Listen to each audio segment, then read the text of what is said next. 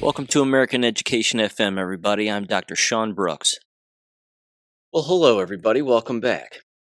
Okay, I have a great deal to read through here and a number of things to go over. A few geopolitical things here right off the top that were tossed my way toward the end of last week. One major education story that specifically has to do with local schools in the county where I live. And again, I really do think that it is a very interesting snapshot of things that are set to come here in the future for numerous school districts all across the United States. This is not singular to just where I live. This is awesome because again, this is the complete collapse of the system. This is more evidence of it. And as we know, more and more school districts are going to do whatever they have to do to try to put levies on the ballots, and people want nothing to do with it. Every single time that a school district turns degenerate or gets more degenerate or doubles down on their degeneracy, and then they ask for more money and a handout, the awake public is always going to say no. And because we outnumber them and we outnumber the brainwashed and the degenerate, they're going to lose every single time. Now, you've heard me say again, 1,000 examples, and this continues to be the case of, again, the people with their protests and their sign carrying when it comes to all of this pride nonsense and pedophilia and everything. And protesting, of course, the school districts that do it and all of that. Simply walking away from the entire school district is the fastest and easiest way to make them destitute. But what I'm going to read in this article, again, is an inevitability.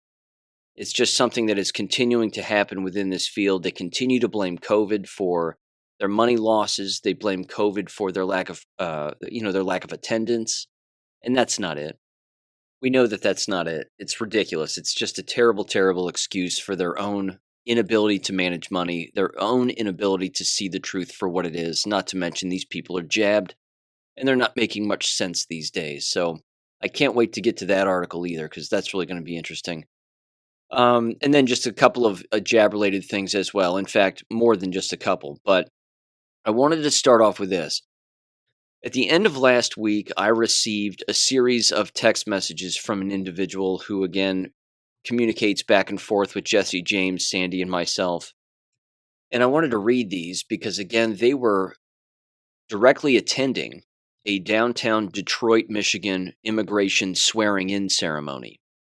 And here's ultimately what they texted me, and I'm just going to read through this. They said, "Can't wait to fill you in taking notes." And then they said the following. They said, "So where to start?" They said, "A woman from Femmes for Change started off by telling all of the immigrants how important it was that they vote and that they could register right outside the courtroom. The organization would help them register. As you probably guessed by their title, it's a liberal Dem-sponsored lobbyist group. Over 150 immigrants sworn in 4 days a week." They then said, "Anyone care to guess the most popular countries of origin and the religion?" Muslim, Pakistan was one guess. And they said, mind you, this is only the Eastern District. I said, "Nigeria?" They said, "No Pakistan, but lots of Nigeria, Uganda, Syria, Iraq, and Lebanon." And then they said that they made an actual list. They continued. They said, "The Lebanese are Christian, but other than that, Muslim, one Mexican." And I said, "The Great Replacement."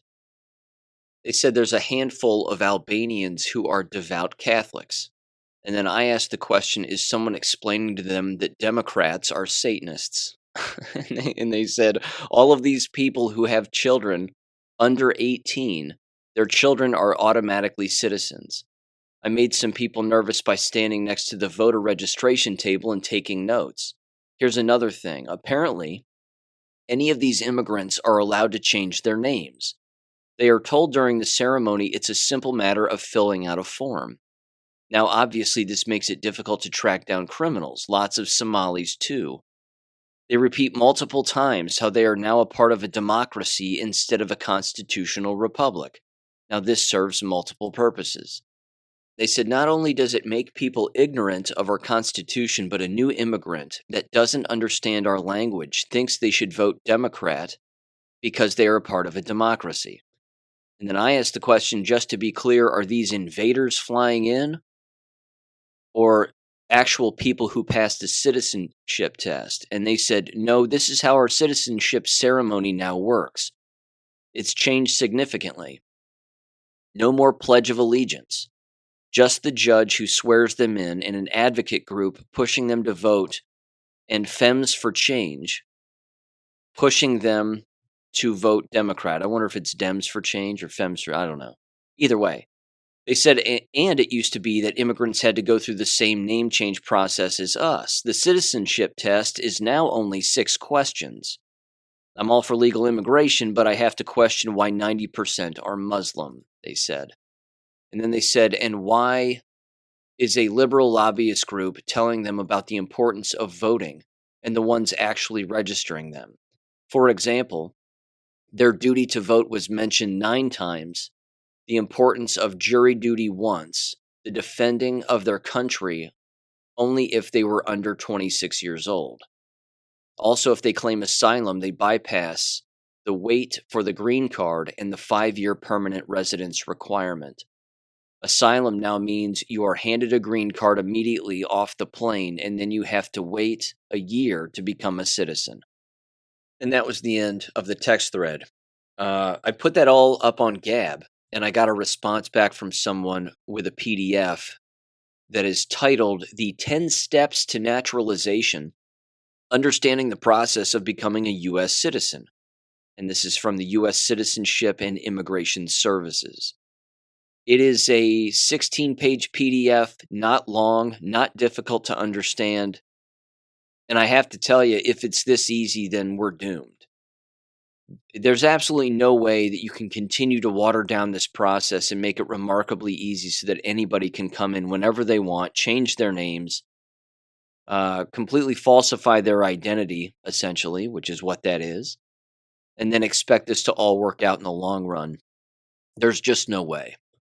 So I wanted to bring that to your attention. I didn't know if anybody out there was fully aware of how easy the process is and, of course, what's taking place. And I know that last week I spent a lot of time on this, but this is important. This is a huge subject, and it's continuing to happen. I have no doubt that there are good guys in control in numerous avenues and know exactly what's taking place. However, that does not mean that we are not being invaded. It does not mean that these laws that allegedly exist regarding all of the asylum seeking and the refugee status and all of that are a complete abomination. They certainly are, in my opinion. I don't like any of this. But this continues to be the case. It continues to occur. And not good. It's not good. And I want to mention this too regarding Donald Trump, shifting gears slightly, and the alleged indictments. There's nothing to them. I fully understand that. I think this is a complete show. Everybody's watching this. It doesn't mean that they're not trying to do it. I think that they are, but it's backfiring, as all of their moves typically do, because when you have the truth on your side and the law on your side, it really doesn't matter. Again, the judge overseeing the case in Florida is a Trump-appointed judge, and I believe it's the 11th Circuit, if I'm not mistaken, and it's Clarence Thomas who oversees that, so yeah, the good guys are in control regarding all of that. But I wanted to mention this too. This was an interesting post on greatawakening.win. It's lengthy, but it's worth it. And this post was written after, of course, Donald Trump made the announcement that he had been indicted, allegedly. And he was giving a very quick talk on camera, standing in front of the Doctrine of Monroe painting. Now, this is a very old painting. But, of course, it was clearly a communication regarding the Monroe Doctrine and a bunch of other things. So here's what the individual said in their post. They titled it, A Great Lesson in Optics 101, The Monroe Doctrine, Picture Behind Boss. He hasn't been indicted. It's all part of the operation. Here's what they said, quote, The Monroe Doctrine is the best-known U.S. policy toward the Western Hemisphere, buried in a routine annual message delivered by Congress by President James Monroe in December 1823, the doctrine warns European nations that the United States would not tolerate further colonization or puppet monarchs. It says the Military Justice Act of 2016 clarifies many things, but especially that military is separate from anything civilian. When Donald John Trump federalized 1 million National Guard to active duty, that was a direct military order. As long as he's shaving, showering, and shitting, military jargon, he holds that command. Because the Military Justice Act also clarifies President and Commander-in-Chief are separate, and also clarifies Commander-in-Chief are separate from Article 3, which is the federal government. Who clarified? The United States Supreme Court in 2016 before they went under continuity of government. As this act was passed in the 2017 National Defense Authorization Act. National essential function found in the federal continuity directives, starting January 17th of 2017 to most recent issue April of 2023. All the CIC trumps executive orders and acts in them. If the executive order 13912, the federalization of the National Guard, isn't so important, how come it's been extended to March of 2024? Biden, quote-unquote, did not terminate Proclamation 9994 from March 13th of 2020, which was followed by the Executive Order 13912 on May 12th of 2023, because he is not in power, as the 3-cannon military custom funeral on January 20th of 2021 displayed he is not inaugurated. Commander-in-Chief, CIC, Trump, received the 4-cannon 21 guns, which is a 21-gun salute. They continued. It's also Commander-in-Chief Trump's Executive Order 13818 that pairs with the December 2016 Global Magnitsky Act, no way I got that right, that declared war on all human rights abuses, equals drug trafficking, human trafficking, sex trafficking, and child trafficking, along with protection of whistleblowers and those being hazed for exposing these evil people. Once you understand the importance of the Military Justice Act, plus the timeline of these laws and orders, you'll understand you're watching the greatest sting operation in world history take place, and they're providing nuggets via visuals. The same Title 10, the Commander-in-Chief Trump federalized the 1 million to active duty, which is active until March of 2024, is the same Title 10 that every single veteran alive has passed, plus all inactive duty National Guard and Reserve components sworn in under. You cannot believe in one without the other. They continued and said the same with military customs. 4 cannons with 21 guns, rounds fired, equals 21-gun salute. 3 cannons with 21 guns does not equal a 21-gun salute. It's a funeral service. Arlington Cemetery.military specifically points this out. A little over a month after Commander-in-Chief Trump federalized the National Guard to active duty, he signed Executive Order 13919. And this was where your Optic 101 comes in after all of the pictures I post of showing how the National Guard has been out of their state jurisdictions and U.S. jurisdiction every single day since those orders were given. Commander-in-Trump passed this Executive Order 13919. It says, by the authority vested in me as President of the Constitution and the laws of the United States of America, including Section 12304 of Title 10, United States Code, I have determined that it is necessary to augment the regular armed forces of the United States for a named operational mission, specifically the, quote, Enhanced Department of Defense Counter-Narcotic Operation in the Western Hemisphere, unquote. I hereby order as follows. And then it says here, it says Western Hemisphere. That 10 U.S. Code 12304 specifically says, a member who is ordered to active duty under this section may be required to serve on active duty until his total service on active duty equals 24 months. If his enlistment or other period of military service would expire before he has served the required period under this section, it may be extended until he has served the required period, which is 10 U.S. Code 12304. They then wrapped it up and they said the following: none of the executive orders that Biden has extended would benefit he or any of the evil rhinos and dinos, aka the swamp, whatsoever. Keep in mind, 3 cannons equals funeral service, 21 guns equals reigning monarch. Number of guns, and then they have a link to Wikipedia.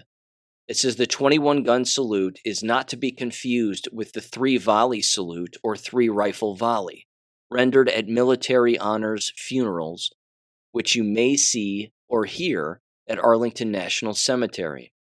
They have another link to that too that proves it. And then they said, once again, 4 cannons equals inauguration with 21 guns equals a 21 gun salute. Optics 101. It all adds up when you start with the blueprint from top to bottom. The Monroe Doctrine, Western Hemisphere, unquote.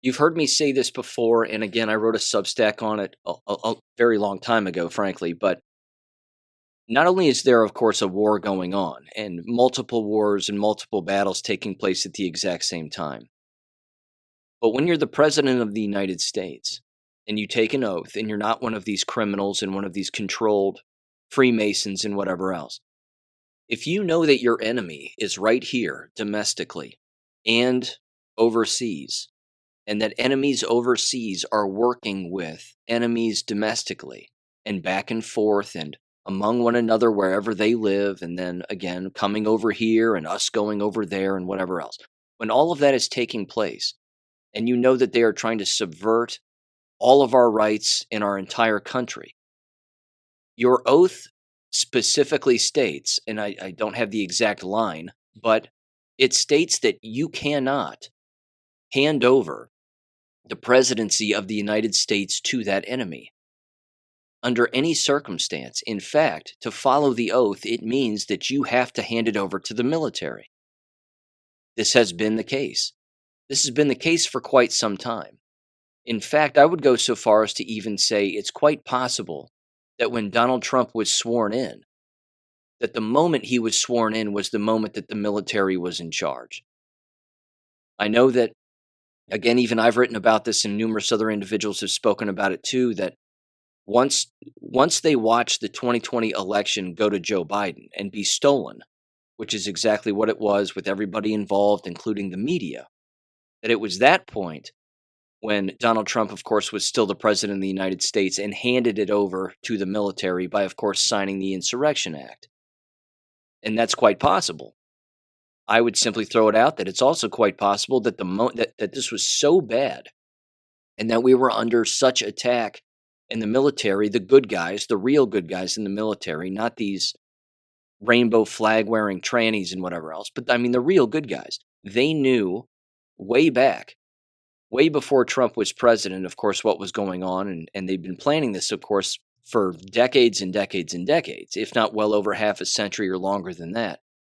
But it's quite possible that the moment that he took the oath of office in 2016, 2017, that he was simply the figurehead and that the military has been in charge even back then. It would make the Q drops even more plausible, which of course they already are. But even for a normie, if you were to explain this, you would say, I mean, you could have them listen to that audio that I just read, and certainly that document and that take in those executive orders, but it's not an accident is my overall point. This is a giant on purpose. These people are being caught, and every single time that they're shining a light on him, he's holding up giant mirrors and shining it back on them. Again, pay attention to the way that the media, again, is screaming about this Jack Smith prosecutor and Trump being indicted, and can he still run if he's in jail, and all this other talk, and just all the screaming that's taking place. Even they aren't learning from their past mistakes and all of the screaming that they've done in the past with every single swing and a miss that they've taken regarding Donald Trump. It's because the military is 100% in charge. And all they're doing is continuing to expose that they are interested 100% in treason and sedition. They're just continuing to expose themselves in their own behaviors. They aren't letting up because they can't. They too are controlled in a very, very negative way, and it's treason, period. So I love all of this. Again, if an individual was really worried about being prosecuted, would they get on a plane, their own airplane, and fly to 2 states in the United States and give giant speeches to major audiences of their supporters? No, not at all. He's doing this because he's in charge and he's in control, and the military is too, and they're on his side because they know who the enemy is. Now, the question, of course, in all of these debates as to whether or not Joe Biden's controlled. Has the military gotten to him and they have him doing particular things to make him look more of an ass than he already is? It's possible. All of that's possible. I'm not one to necessarily believe the mask wearing stuff, as you've heard me say. I'm not saying it's not a real thing. I know that it's a real thing, and it's very convincing, without a doubt, to a number of different individuals, but I really do think it's him. I think that's his wife. I think that's Kamala Harris. I don't think they're wearing masks. I really do think that they are them. It is quite possible, however, that they are playing a role under the control of prosecution, and it's also possible that they're not, that they're just this stupid. And they are this stupid, so that's plausible too. Point is, none of this panics me, and it shouldn't panic you either. But again, it does not mean that things like us being invaded by so-called migrants and refugees isn't something that's still taking place. It most certainly is. And that has to be fixed, and that course has to be corrected. And the laws have got to be, it needs to be next to impossible to enter this country. It needs to be very, very hard. But, yeah, we're being attacked. There's no doubt about it. But again, there are good guys behind the scenes doing a lot of very good stuff. And if you can pick up on some of the communications that are taking place between the good guys and us, and trying to reassure us that everything is going to be all right, I don't think that's a bad thing, and I don't think it's blind trust either. I don't think that it means that we have to sit around and do nothing and just blindly trust government. I think we can do a lot of different things at the exact same time. We can exhaust all kinds of avenues, continue to educate ourselves, educate the people around us who are willing to listen. And again, people who connect the dots on these boards, like that section that I just read there, it makes sense. It makes complete sense. And I just saw this too, which was beyond bizarre. And again, of all the restaurants to go to, of all the places to go to, why would you go to this one? Unless somebody was around Joe Biden, whether it be Secret Service or someone, controlling him to some extent, again, without his knowledge. Joe Biden was in Walnut Hills, Ohio, just the other day, walking around with old Senator Sherrod Brown. And they ended up going to, which of course is in the Cincinnati area, I should say, but they ended up going to a restaurant that is called Just Qin. J-U-S-T, capital letter Q, apostrophe I-N. Now, what are the odds of that? Why would they go to a restaurant called Just Qin? Of all the restaurants in Cincinnati to go to, one with a giant letter Q, somebody's moving him around. It has to be the case. Somebody around him's moving him around, and these are just little comms that they're tossing our way. Again, I don't think they're screwing with us. I think they're trying to reassure people, hey, look, we're still here. We know what's going on. Don't worry about it. And, that brings me a great deal of peace. And again, it's not like, because again, I fully understand the individuals that criticize all of that. And they go, well, it'll bring you peace until somebody knocks on your door and takes you off to a concentration camp. Well, settle down. I would simply say settle down. I don't think that's going to happen. And I think the bad guys know that that's not going to happen. And the good guys fully know what we are capable of doing. But I think there's a lot of good stuff taking place regarding communications like that. And I just wanted to bring those to your attention. So there you go. I want to bring this to your attention too. Couldn't help, of course, but pay attention to the fires in Canada. And I wanted to reach out to Paula, who, as you know, has been on the show, former truck driver, traveled all across both our countries, actually, Canada and the United States. And I wanted to get her take as to what was going on. So she emailed me back, and here's what she said. And she dives into a lot of information, including jab-related stuff as well. So here is what she said. She said, quote, "Hi, Sean. Yes, the fires were having an impact a couple of days ago. There were a couple of fires about 1.5 to 2 hours north of where we are in Ontario. The sun was blocked quite significantly and had a strange, ominous orange hue to it. It smelled like a campfire. This was obviously not normal, especially for this time of year. They are pushing the climate change quote-unquote narrative hard, and again, people are believing the lies. A few of my coworkers who are injected with the bioweapon were complaining of a sore throat and difficulty breathing. And my supervisor wore a mask driving to work and kept it on while making his coffee to help, quote, keep the smoke out." Unbelievable. Unbelievable. And he felt it helped him to breathe. I'm laughing out loud while writing this, which I suppose is better than screaming. You're absolutely right. These people are nuts. Oh, they're nuts. It continued. She said, "Currently, we are making multiple signs that state, quote, fire ban in effect, unquote, for various counties. I wish we were making signs that state, quote, stop the elite arsonists instead. We were also just told, and informed rather, that the company 3M is discontinuing a particular vinyl used commonly for our signs due to environmental waste and in the name of climate change, question mark. Then she said the following, jab stories. She said, my boss travels frequently. He has at least 3 injections. Every time he returns from a trip, he is sick within 2 days. He then stays home until he has two clear COVID tests, and then wears a mask when he returns to work for at least 3 days. 2 things can be determined from these recurrent events. He has VADES and isn't capable of thinking for himself. Another coworker's uncle died this week. He was only 70 years old, previously healthy, at least double jabbed. He went to the doctor 2 weeks ago, and they found a softball tumor in his pancreas and was told that he had a couple of weeks to live. Another woman I know, double jabbed, is in the psych ward. She was waking up, she said. She said, I had given her a couple of websites to investigate back in December. She was having a difficult time observing the 5G towers, the cameras in the cities, the economy, etc. She has gone completely mad! Exclamation point.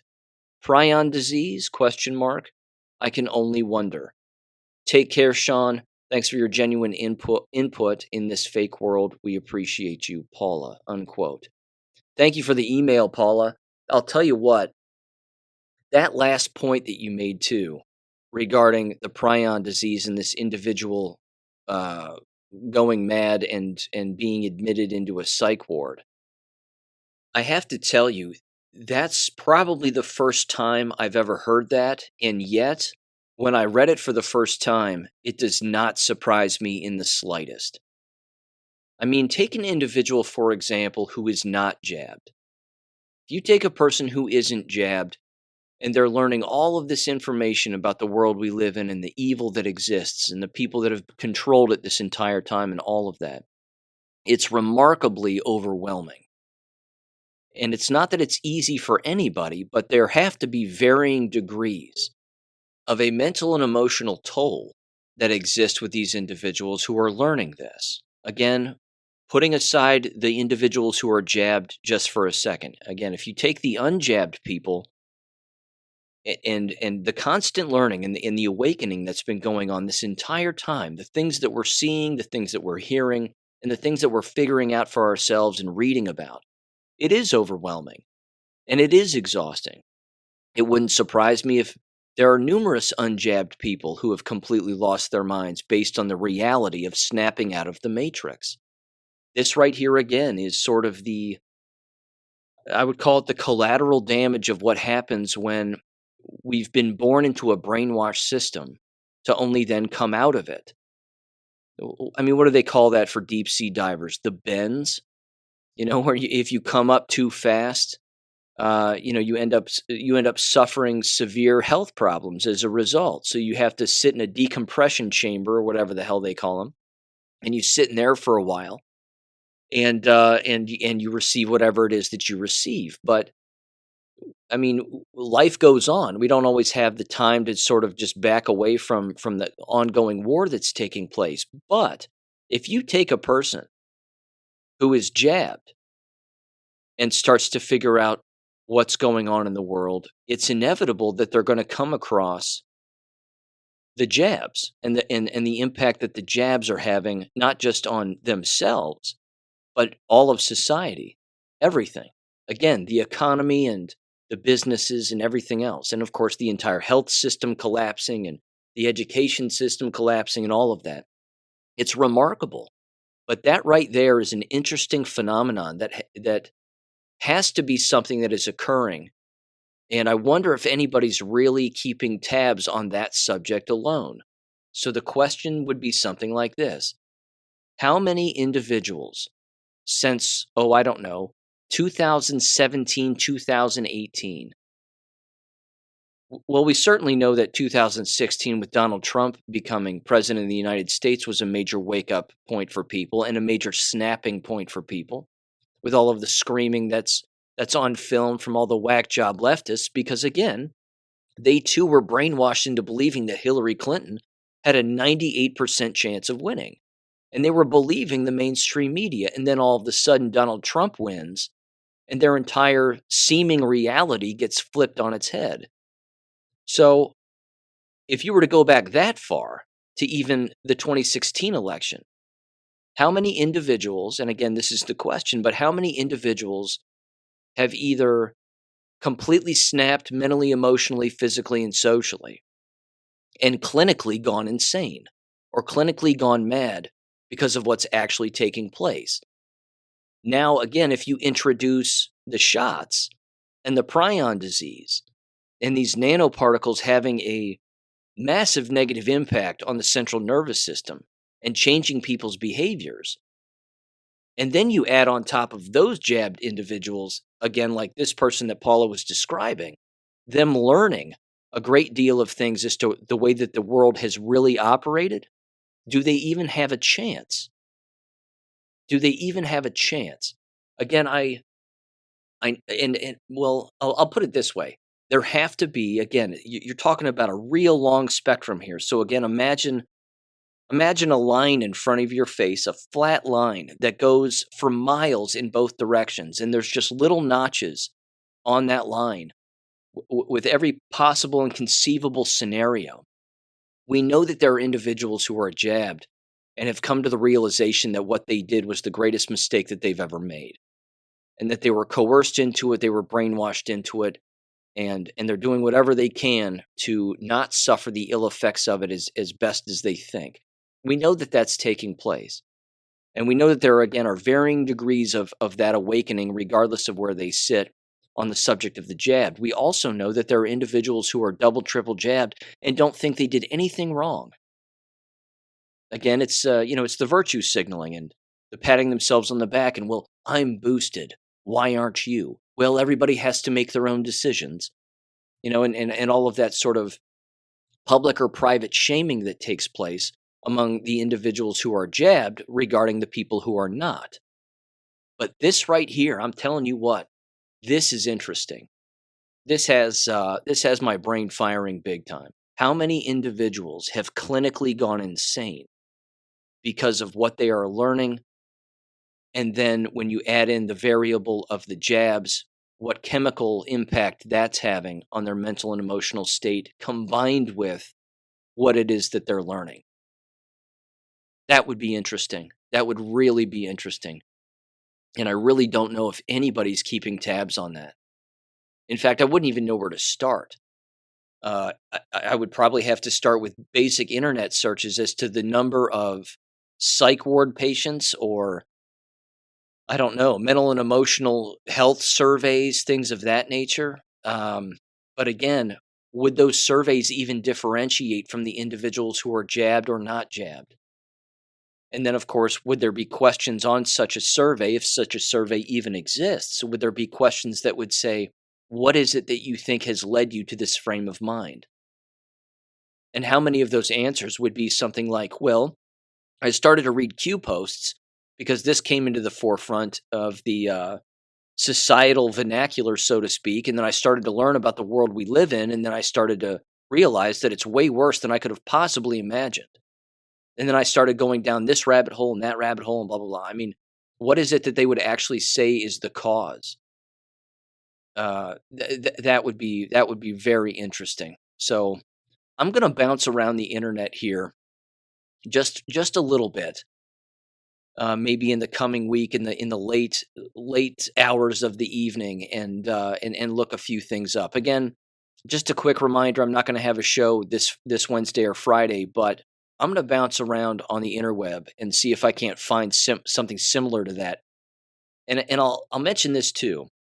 This is kind of important, and certainly I would say a nice theme to the show, and I'll probably title it, frankly. But I consider I consider this show and the wonderful listening audience, I consider us a battalion. We are a battalion of individuals in this war working together. The listening audience roughly makes up a battalion. There's approximately 1,000 people that listen to this show.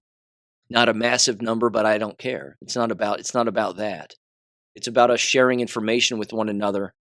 And then because I have the time and the energy and some of the skills to be able to do this, I can get those messages out to people just like Paula's email. So I would put this out to people. If you just heard what I was describing there, talking about the mental and emotional decline of individuals, let's see if we can't together try to find something like what I was describing. Are there surveys out there that would indicate that there are more or less or the same number of individuals on SSRIs, antidepressants, being medically diagnosed as having severe mental and emotional disorders? This has to be increasing, doesn't it? It certainly seems like it has to.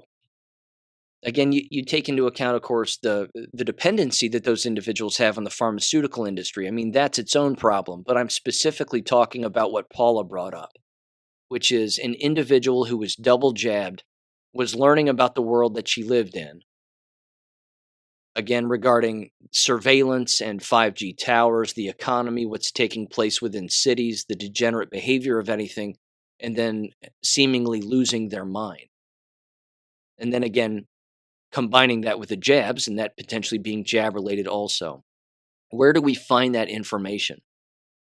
So I would simply put this invitation out there, I think, to everybody listening to this. If you can find information that you think connects those dots in any way, or shows those statistics either increasing, decreasing, or maintaining roughly what it's been, again, before 2016 or somewhere around there, regarding individuals, again, being admitted to psych wards, or even, again, receiving prescription medication for mental and emotional disorders, that would be interesting.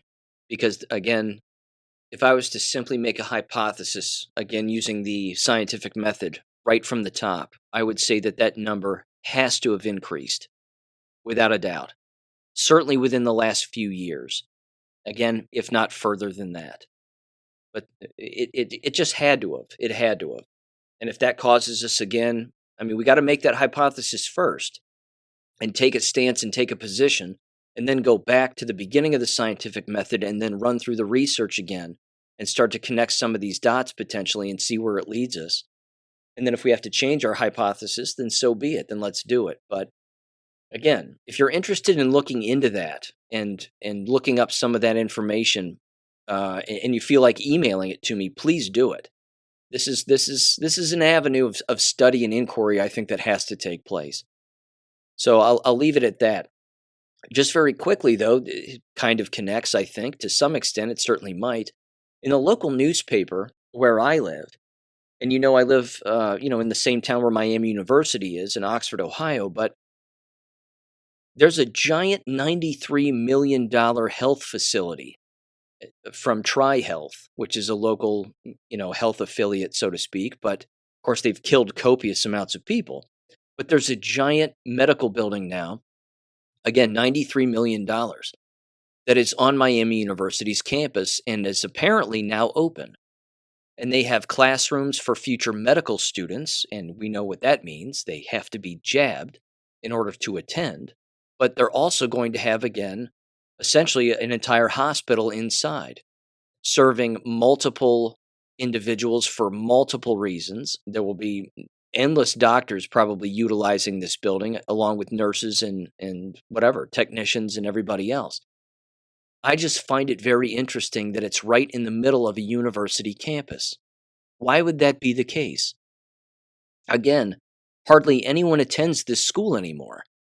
The numbers are minuscule compared to what they used to be. And then why would you put this giant medical building, which frankly, it looks like the other universities, other university buildings in town, it's red brick and it's sectioned out, so some of the buildings that they're all connected to are red brick and then others are not, but it looks like a giant mental institution. It really does.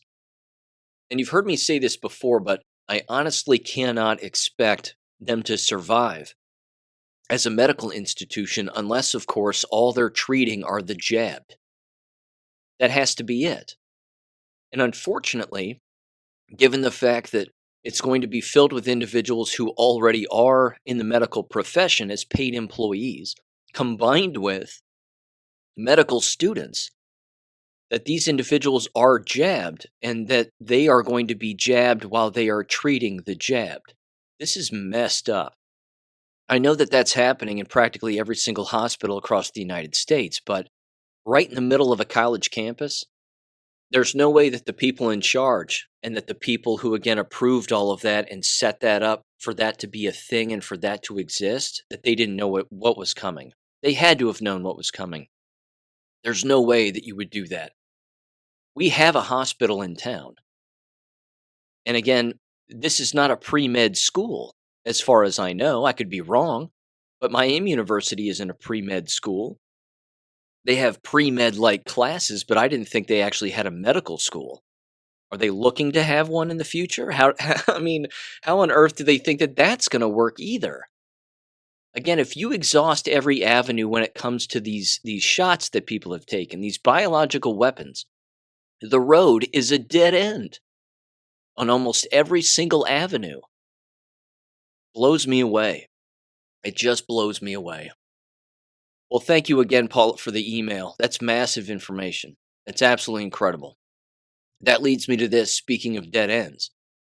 Here's the education story I have to bring up again. This is a county issue, but it is big because there's no way that this is only happening in the county where I live. So it is titled the following: Millions of dollars in COVID-19 pandemic relief funds dissipate, leave districts planning for unstable financial futures. This is glorious. It brings a smile to my face because, again, these dummies had no idea what they just fell for. So I'm going to read through this and provide some commentary throughout, and please keep in mind, this is just not an issue that is existing here. Of course, it's not a bad issue as far as I'm concerned, but it is an issue that is taking place.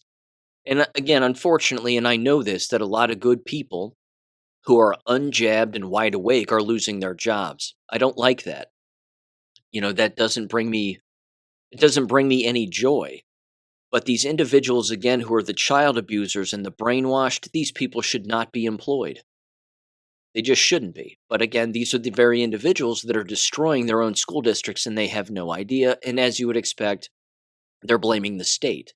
They're saying, well, the state's giving us less money. Well, why is that? It's because you're degenerate and you're doing 1,000 other things that abuse children and so on and so on. So here's what it says, quote, "Despite the years-long impacts of a global pandemic now fading in the rearview mirror for area schools, the road ahead is still a rough one," says Butler County School District leaders, or say Butler County School District leaders.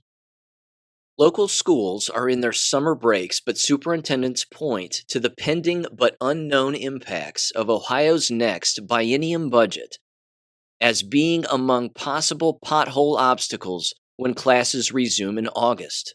Oh yes. Yes, this will be a massive problem.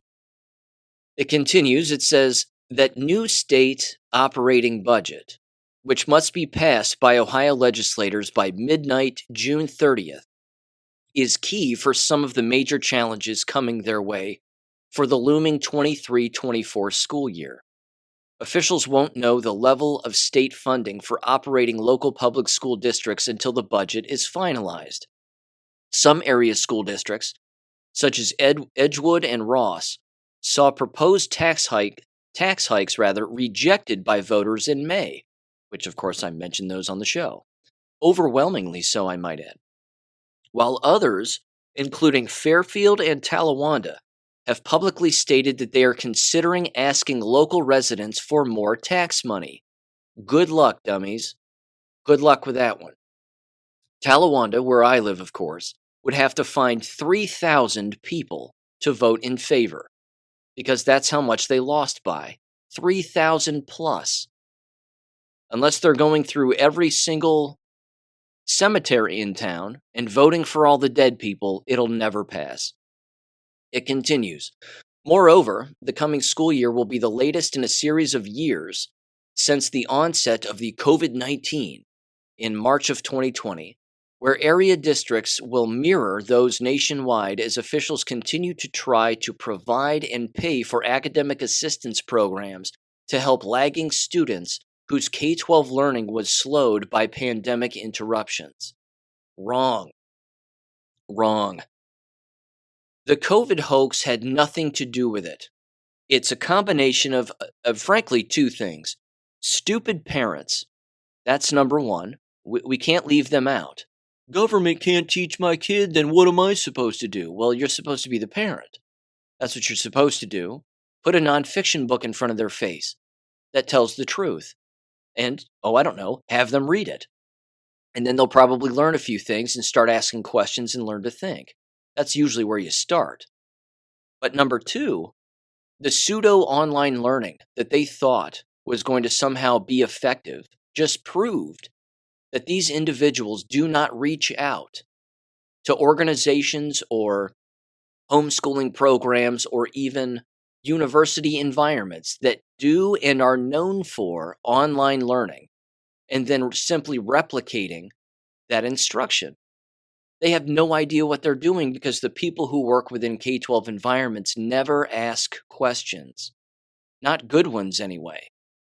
That's why all of their so-called learning, quote-unquote, failed and continues to fail. Not to mention, it's very difficult to memorize lies. When all you're doing is lying to students through information and curriculum and you're not teaching them the truth, it's going to be very difficult. It continues. They said the following, quote, adding to concerns are the ongoing developments over historically large property assessment valuations being proposed by the state and opposed by Butler County officials and others. It says explore big, quote unquote, I assume that's some organization, step taken to lower Butler County's potential 42% property value hike. The challenges coming over the horizon for August school openings are significant, said Hamilton City School Superintendent Mike Holbrook. It says in the unknown variables make predicting the financial futures of school systems in the 2023-24 and beyond problematic, said Holbrook. Well, it's your own fault too, dummy. It's really that simple.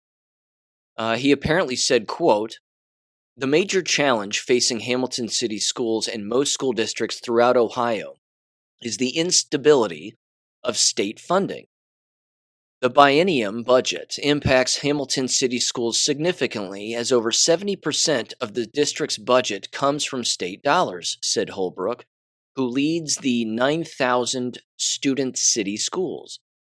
He said there is additional uncertainty with property tax increases in Butler County, making it a challenging time to determine future revenue. Oh yeah, you're screwed.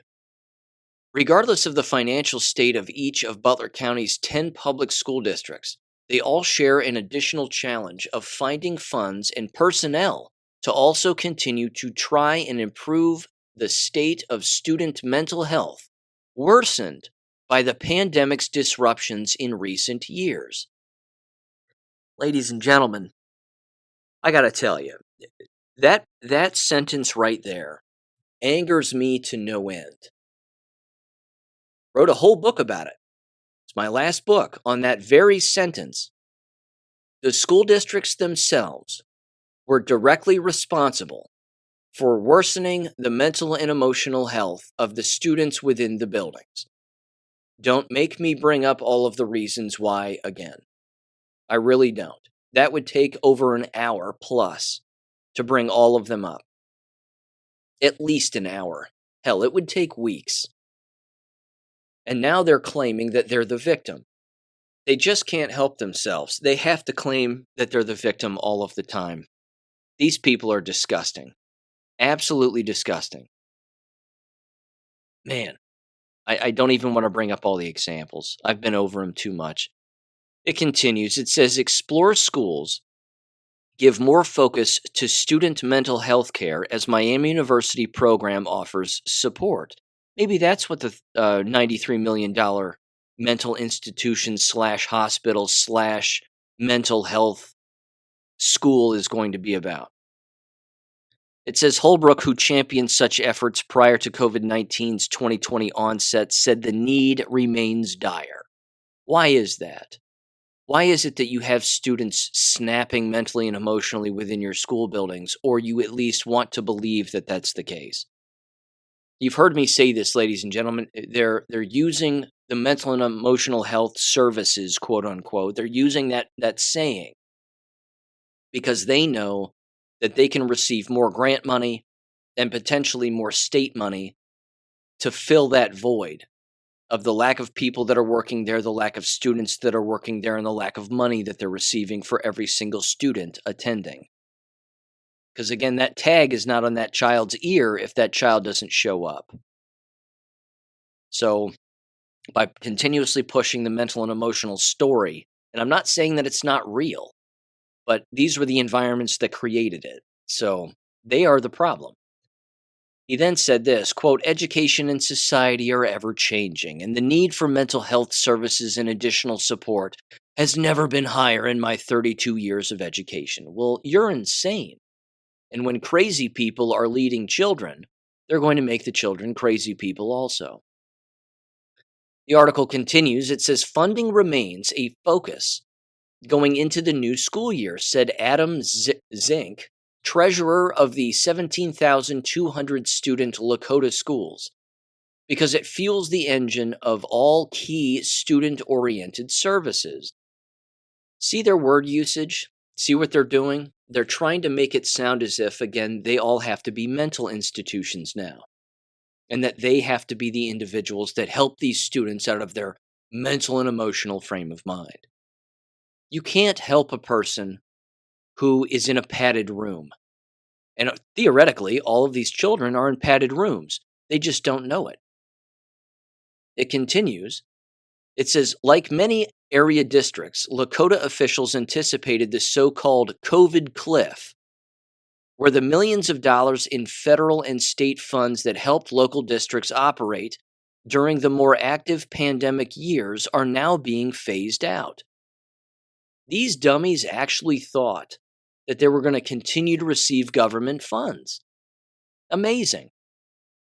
Quote, knowing that any programs funded through federal relief dollars would eventually come back into our annual budget, we have been very intentional about how we used this aid. Before implementing any spending through federal relief, our executive leadership put plans in place to sunset certain programs, said Zink. But Zink and other officials with Butler County's most populous district are watching closely the formulation of the pending state budget closely. Quote, we are carefully monitoring whether or not the biennium budget will increase state funding for Lakota. He continued and said, as a district that is on a guarantee, which means that Lakota continues to be funded as at the fiscal year of 2021 level, we are not anticipating additional unrestricted state aid in the new biennium. Billy Smith, superintendent of the 10,000 student Fairfield schools, said it's a blurry view right now for any local district officials trying to look down the road. Earlier this year, Fairfield officials conducted a number of school board presentations for the public focusing on the need for more local tax funding. Good luck, dummies. Good luck.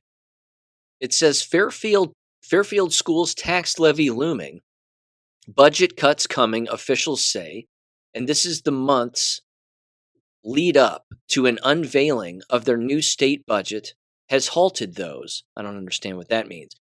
Here's another quote from that superintendent, though. It says, quote, "Unfortunately, there are too many moving parts or variables in play to paint a clear picture." Well, so you think. We can paint a clear picture, but whatever. For the confused, yes, you're right, you can't. It says, as a result, the district is unable to move forward with some of the discussions that we would like to be having around school finance, said Smith. As it stands now, the district will have to revisit those discussions in July once we have a clear picture from the state.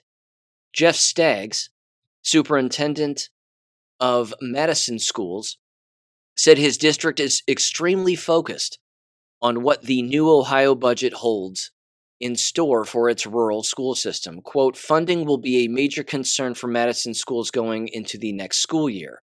Our main concern is that the state's fair school funding model, local school financing, will be funded fully, and the inputs from the expenses are at the 2022 level," said Staggs. Now for the local school district where I live. It says, quote, "Officials at the Oxford area Talawanda schools are keenly aware of what is at stake financially for their district. In November 2022, voters there rejected a proposed school tax hike, and Talawanda officials have since repeatedly told its school community the need for more state and local funds remains. Talawanda will go into the 23-24 school year with budget cuts across the district, including no high school busing, in order to cover its projected operating budget shortfall. Quote, "Some of the relief funds that came during the COVID-19 pandemic have dried up, and replacement funds coming from the state do not exist," said Holly Hansel, spokeswoman for Talawanda Schools. Quote, given that Talawanda, like most of our district neighbors and other districts across the state, are in a financial crisis, the district is facing making many budget cuts during the next 3 years, said Hansel. Kelly Spivey, superintendent of Edgewood Schools, saw voters in May reject the first proposed earned income tax to help to cover some of its projected budget deficit. It says possible budget cuts could include closing Edgewood School public discussions as to a next step are largely on hold until the state budget is finalized. That's an odd sentence, but I think they mean they're not going to let the public have input during their school board meeting, certainly in the month of June or July, because they don't want to get yelled at. That would be my guess. They said, quote, "On a national level, schools have seen a decrease in math and reading performance and an increase in children's mental health concerns, as has Edgewood. This compounded by one of the largest inflation increases over the past year has only magnified district challenges since the pandemic," said Spivey. No kidding. But you were the problem, see? You were the cause of these mental health concerns. Panicking students, teaching them lies, walk around with the invisible shield and divider, stand 6 feet apart, blah, blah, blah, all of it. It continues, or they continued, and said, quote, "School districts are having to problem solve ways to do more with less money. This certainly puts a huge burden on educators. Many superintendents in Ohio are hopeful that the new biennium budget will alleviate some of the financial burdens on our school districts," unquote. Hansel said that Talawanda and all districts locally and nationally, quote, "are still adjusting to a post-pandemic world. We don't know what all the impacts are to that yet because not enough time has passed." Oh, you're about to find out. You're about to find out what the non-existent pandemic from a illness standpoint caused. Because all it caused was a pandemic of your own stupidity, individually and collectively. You believe lies. And people who believe lies, who are in charge of money, are always going to fail. Always. This is the largest lie, one of, that's ever perpetuated all of these working environments across the world, frankly. And these people can't for the life of them figure out why. Why they're going insolvent. Why people are leaving. They have no idea. It then says, but she added, she just couldn't help herself, had to keep talking. Quote, in many ways, things are getting better, but we still have difficulties to face, financial burdens to resolve, and we always are working on ways to make the best opportunities we can for our students despite these hardships, unquote. That's the end of the article. These people are finished. These school districts are finished. They have no idea. They can do whatever they want to try to tax as many people as humanly possible. It won't work. All of this is happening seemingly for the normies. It's happening on Biden's watch. It's all happening with all of this Democrat leadership. And then, of course, in the state of Ohio, you have a Republican Senate and a Republican House. And they're saying, we're not going to give you more money because we don't have the money to give. You don't deserve the money, number one. Number two, it's your job as school districts to balance the books. You should have been doing this before the fake COVID hoax. You should have been doing it before then, but you weren't. Now, the fake COVID hoax gave you a blank check. You got your roofs replaced on your school buildings. You got your windows replaced. You got new AC units for a non-existent, non-airborne illness that really is only transmitted through electromagnetism via the shots. And you wasted all that cash on things you didn't even need. And now what? Now you're going back to the well and you're just begging. It's pathetic. These school districts are done. They're going to have to start closing their buildings. They're going to have to start moving students into other buildings that they weren't previously in, combining grades. I'm telling you what, it's amazing. I think it's amazing. And as you've heard me say, if they're sitting on property in a vacant building, what's going to happen with that vacant building? Are they going to sell the building and the property to the highest bidder so that they can pocket that cash and use it for their regular budget and all their other degenerate things that they do on a day in and day out basis? I mean, they're just going to have to keep cutting people. But what are they going to do with the property? What are they going to do with an empty building? Again, hopefully they don't give it to illegals and just start to house illegals in the local area because, what could possibly go wrong with that? It's amazing. But that right there, ladies and gentlemen, again, is full-blown panic. That's just one county. That's a handful of schools in one county. And they have no idea what to do.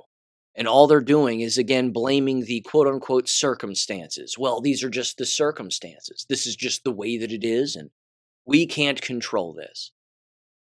You heard me say in a previous episode, too, that the treasurer of the Talawanda City School District received an award for Treasurer of the Year from the state.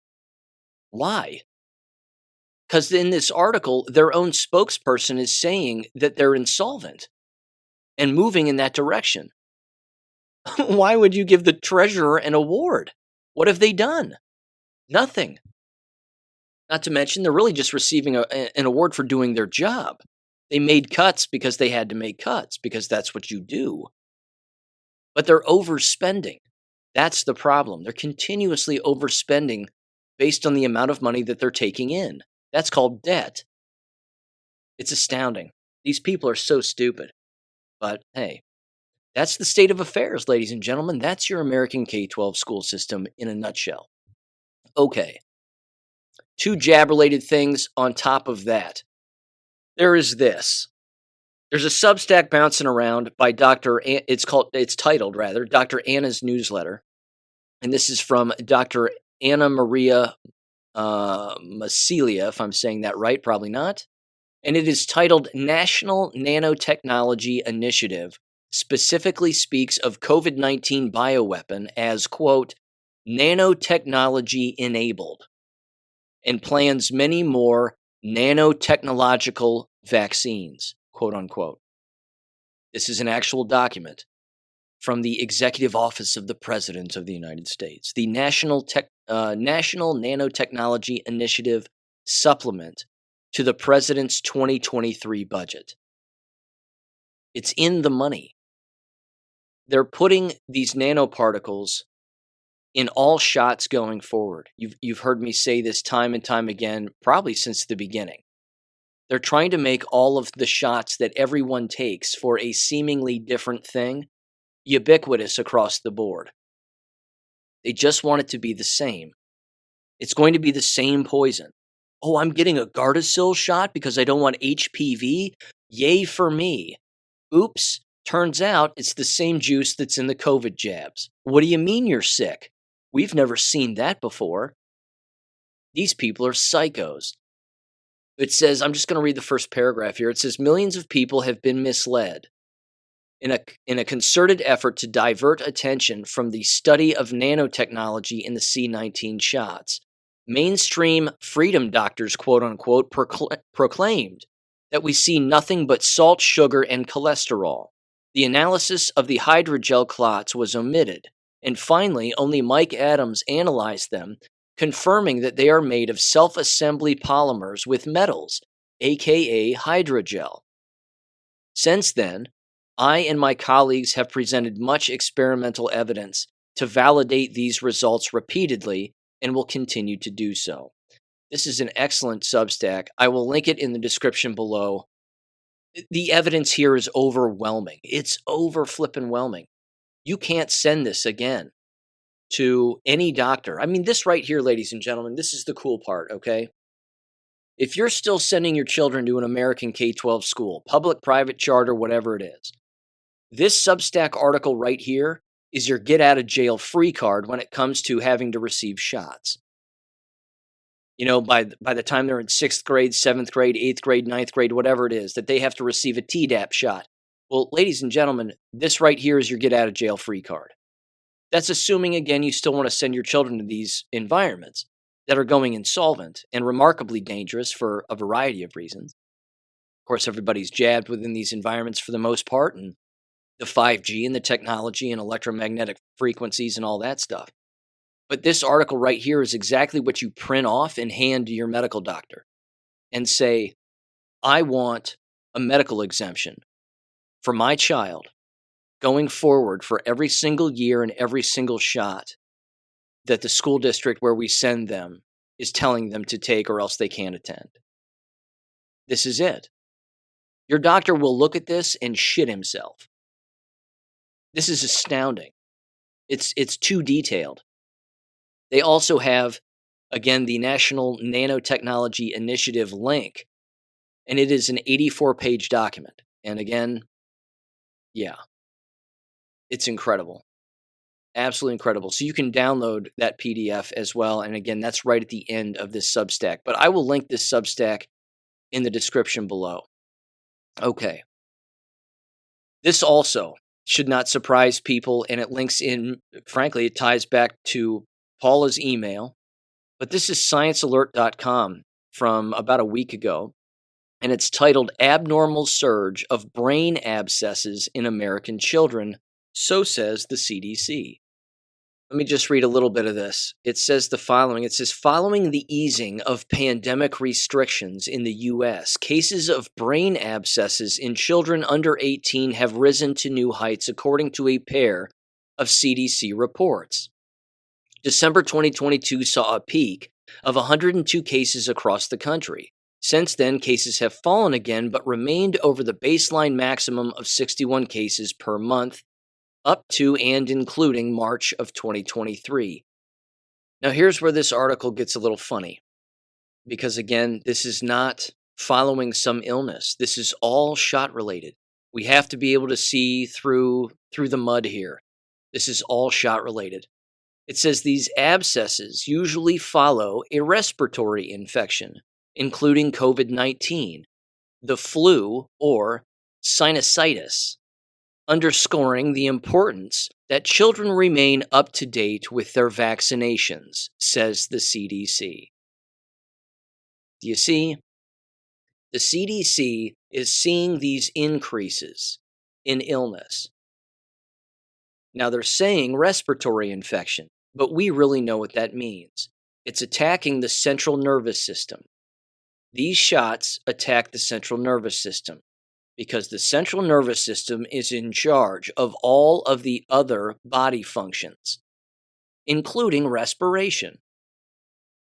And these shots break the blood-brain barrier, which means it's going to the brain. So it's causing a massive poisoning of a person's DNA and the brain, thereby leading to respiratory infections and now, of course, brain abscesses. And it says even at these elevated numbers are relatively rare, but they are also quite dangerous.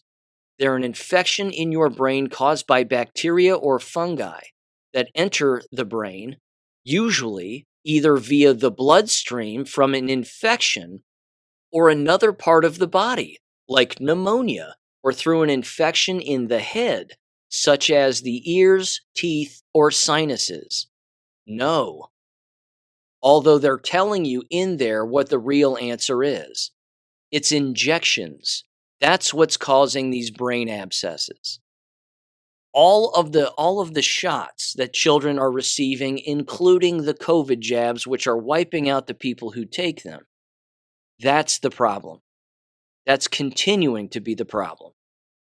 And again, I'm glad that Donald Trump is opening the door, even though we are well ahead of the curve. He's doing it for the normies clearly, but he's opening the door with the discussion as to why all of the children are getting sick on a constant basis. Why is it that autism is through the roof?